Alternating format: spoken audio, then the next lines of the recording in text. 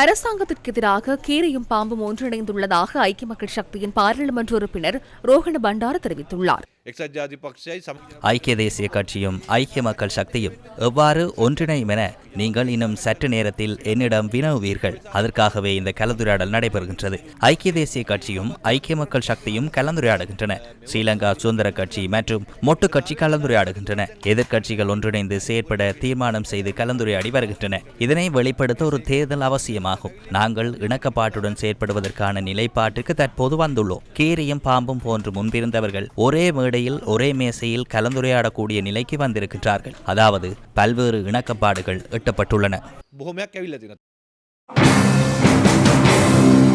ஸ்ரீலங்கா பொதுஜன பெரமுனவின் தேசிய அமைப்பாளர் நாமல் ராஜபக்ச இன்று காலை முன்னாள் அமைச்சர் டக்ளஸ் தேவானந்தா ஜோன்ஸ்டன் பெர்னாண்டோவின் மகன் ஜொஹான் பெர்னாண்டோவின் நலன் விசாரிப்பதற்காக மகர சிறைச்சாலைக்கு சென்ற சந்தர்ப்பத்தில் அரசாங்கத்திற்கு சவால் ஒன்றை விடுத்தார்.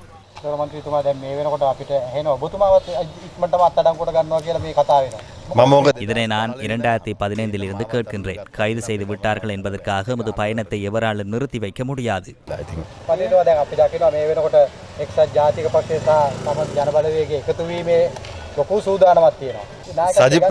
எதிர்க்கட்சித் தலைவர் பிரேமதாச, முன்னாள் ஜனாதிபதி ரணில் விக்ரமசிங்க ஆகியோரிடம் இந்த இருவரும் இணைய வேண்டும் என்று நானே கூறினேன். எனது அரசியலில் எனது தந்தை கூறியது போன்று பிரிந்து அரசியல் செய்வதில்லை.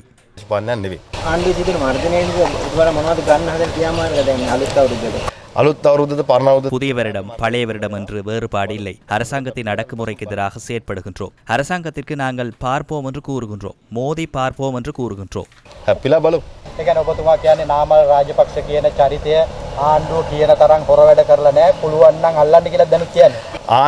அரசாங்கம் கூறுவதை போன்றோ, அரசாங்கம் கனவு காண்பதை போன்றோ, அல்லது இவர்கள் கூறுவதை போன்று $18 பில்லியன் இருந்தால் அதனையும் எடுத்துக்கொண்டு வாருங்கள். 18 லாம்போர்ஜினி இருந்தால் அதனையும் எடுத்துக்கொண்டு வாருங்கள். பக்கிங்காம் அரண்மனை இருந்தால் அதனையும் கொண்டு வாருங்கள். அதற்கு சத்திய கடதாசி தேவை என்றால் அதனையும் தருகின்றேன். இந்த சந்தர்ப்பத்தில் நாட்டிற்கு டாலர் தேவைப்படுகின்றது. அதனால் தயவு செய்து எனது $18 பில்லியன் உகண்டாவில் இருந்து கொண்டு வருமாறு அரசாங்கத்திற்கு கோரிக்கை விடுக்கின்றேன். அனர்த்தத்தினால் பாதிக்கப்பட்ட நாட்டை மீள கட்டி எழுப்பும் போது மிகச்சிறிய குழுவை நாட்டிற்கு எதிராக செயல்படுவதாக அமைச்சர் பிமல் ரத்நாயக்க கூறுகின்றார். அக்னிமன கெசல்கஸ் என அம்பகாவில வீதியை பொதுமக்களின் பாவனைக்கு கையளிக்கும் நிகழ்வில் கலந்து கொண்ட போதே அமைச்சர் இதனை தெரிவித்தார். அனைவரும் நாட்டுக்காக இன்று ஒன்றிணைந்து செயற்படும் போது நாட்டிற்கு எதிராக செயற்படும் சிறு குழுக்கள் பாரிய சத்தம் ஒன்றை எழுப்புகின்றனர். சிலருக்கு பணம் உள்ளது, சிலருக்கு அலைவரிசை உள்ளது. இவ்வாறான பாரிய சத்தத்தினால் தேசிய மக்கள் சக்திக்கு எதுவும் நடைபெறப் போவதில்லை. எந்த ஒரு தேர்தலிலும் பிரச்சனை இல்லை. ஆனால் நாட்டு மக்கள் அனைவரும் ஒன்றிணைந்து பயணிக்கும் போது, நாட்டை கட்டியெழுப்பும் போது மிகவும் முறையற்ற விதத்தில் நம்மை விமர்சனம் செய்தாலும் பரவாயில்லை. எனினும் நீங்கள் அனைவரும் அண்மையில் ஏற்பட்ட புயலினால் நாட்டின் எதிர்காலத்திற்கு பாரிய பாதிப்பு ஏற்பட்டிருப்பதை கருத்தில் கொள்ள வேண்டும். இந்த அழுத்தத்தில் இருந்து நாட்டை கட்டியெழுப்ப அனைவரும் பாடுபட்டுக் கொண்டிருக்கின்றனர்.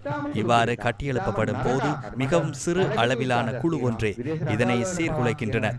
சர்வதேச நாடுகளிடம் இருந்தும் கூட இலங்கைக்கு உதவி செய்ய வேண்டாம் என சிலர் கூறுவதாகவும் நான் அறிகின்றேன்.